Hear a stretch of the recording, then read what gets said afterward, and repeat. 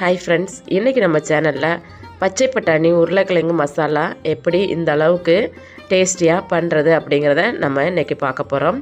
இந்த பச்சை பட்டாணி உருளைக்கிழங்கு மசாலா பார்த்திங்கன்னா எல்லா கலவை சாதத்துக்கூடையும் வச்சு சாப்பிட்றதுக்கு நல்ல ஒரு அல்டிமேட் டேஸ்ட்டாக இருக்கும்.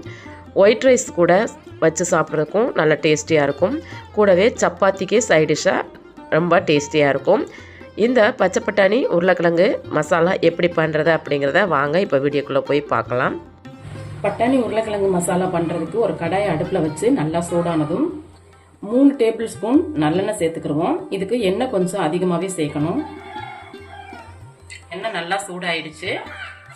1/2 டீஸ்பூன் கடுகு, 1/4 டீஸ்பூன் ஜீரகம், 3 வரமிளகாயை 2 கிள்ளி சேர்த்துக்குவோம். இதெல்லாம் சேர்த்து நல்லா பொரிய விட்டுருவோம். நல்லா ஆயிலில் பொரிஞ்சிருச்சு. ஒரு மீடியம் சைஸ் பெரிய வெங்காயம் எடுத்து சின்ன சின்னதாக நறுக்கி வச்சுருக்கேன், சேர்த்துக்குவோம். கூடவே ஒரு பச்சை மிளகாயை குட்டி குட்டியாக நறுக்கி வச்சுருக்கேன், அதையும் சேர்த்துக்குவோம். 2 கருவேப்பிலை இலைகள் சேர்த்துக்குவோம். கொஞ்சமாக காயப்பொடி சேர்த்துக்குவோம். இதெல்லாம் சேர்த்து வதக்கிக்கிடுவோம். வெங்காயம் கண்ணாடி பதம் வந்தால் போதும். பாருங்க, வெங்காயம் நல்லா கண்ணாடி பதம் வந்துருச்சு. நான் ஒரு குட்டி தக்காளி எடுத்து நறுக்கி வச்சிருக்கேன், அதை சேர்த்துக்குவோம். தக்காளி வந்து ரொம்ப சின்ன சைஸாக இருந்தால் போதும். இப்போ நம்ம சேர்த்துக்கிட்ட தக்காளியை நல்லா மசிஞ்சு வரணும், அது வரைக்கும் வதக்கிக்குவோம். நம்ம சேர்த்துக்கிட்ட தக்காளி நல்லா வெந்துடுச்சு பாருங்க. இப்போ வேக வச்சு வச்சிருக்க 1 கப்பு பச்சை பட்டாணி சேர்த்துக்குவோம். கூடவே 2 உருளைக்கிழங்கு எடுத்து வேக வச்சு வச்சிருக்கேன், அதையும் சேர்த்துக்குவோம். இப்போ இந்த பட்டாணி உருளைக்கிழங்கு மசாலாவுக்கு தேவையான உப்பு சேர்த்துக்குவோம். இப்போ நம்ம சேர்த்துக்கிட்ட பச்சை பட்டாணியும் உருளைக்கிழங்கையும் சேர்த்து நல்லா கலந்து விட்டுருவோம்.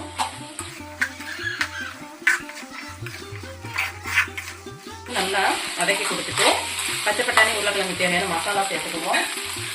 1/4 டீஸ்பூன் மஞ்சள் தூள், 1 டீஸ்பூன் மிளகாத்தூள், 3/4 டீஸ்பூன் தனியாத்தூள், 1/2 டீஸ்பூன் மிளகுத்தூள். இதெல்லாம் சேர்த்து எண்ணெய் பிரிஞ்சு வர அளவுக்கு வதக்கிக்கிடுவோம்.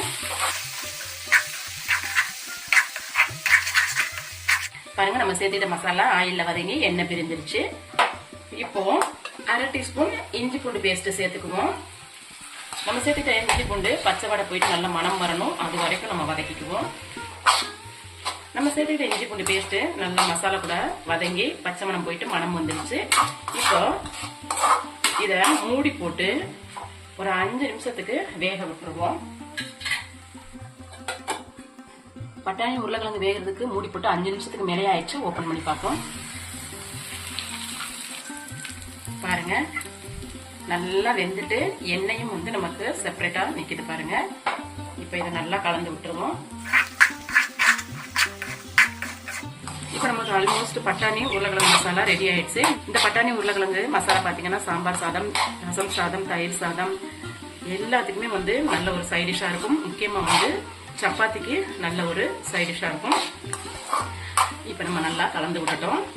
ஃபைனலாக கொஞ்சமாக மல்லி இலை தூவிக்குவோம். 1/2 டீஸ்பூன் அளவுக்கு கசூரி மேத்தி எடுத்து நல்லா கசக்கி வச்சிருக்கேன், அதையும் சேர்த்துக்குவோம். இது சேர்க்கும் போது நல்ல மனம் கிடைக்கும். இப்போ நம்ம சேர்த்துக்கிட்ட மல்லி இலையும் கசூரி மேத்தியும் சேர்த்து நல்லா கலந்து வச்சுருவோம். நம்ம சேனலில் பச்சை பட்டாணி மட்டன் குழம்பு டேஸ்ட்டில் எப்படி பண்ணுறதுங்கிற வீடியோ வந்து அப்லோட் பண்ணியிருக்கோம், அதையும் போய் பாருங்கள். உண்மையிலே அது ரொம்ப ரொம்ப டேஸ்ட்டாக இருக்கும். அவ்வளோதாங்க, இப்போ நமக்கு பச்சை பட்டாணி உருளைக்கிழங்கு மசாலா தயாராகிடுச்சு. இதை வேற ஒரு பவுலுக்கு மாற்றிக்குவோம். இப்போ நமக்கு அருமையான டேஸ்ட்டில் பச்சை பட்டாணி உருளைக்கிழங்கு மசாலா தயாராகிடுச்சு. நான் பண்ணியிருக்க இந்த பச்சை பட்டாணி உருளைக்கிழங்கு மசாலா உங்களுக்கு பிடிச்சிருக்கு அப்படின்னா இந்த வீடியோக்கு ஒரு லைக் கொடுங்க. என்னுடைய சேனலை சப்ஸ்கிரைப் பண்ணுங்கள், கமெண்ட் பண்ணுங்கள், உங்கள் ஃப்ரெண்ட்ஸுக்கும் ஷேர் பண்ணுங்கள். மீண்டும் இது போல் நல்லதொரு ரெசிபியில் உங்களை சந்திக்கிறேன். அது வரைக்கும் நன்றி, வணக்கம்.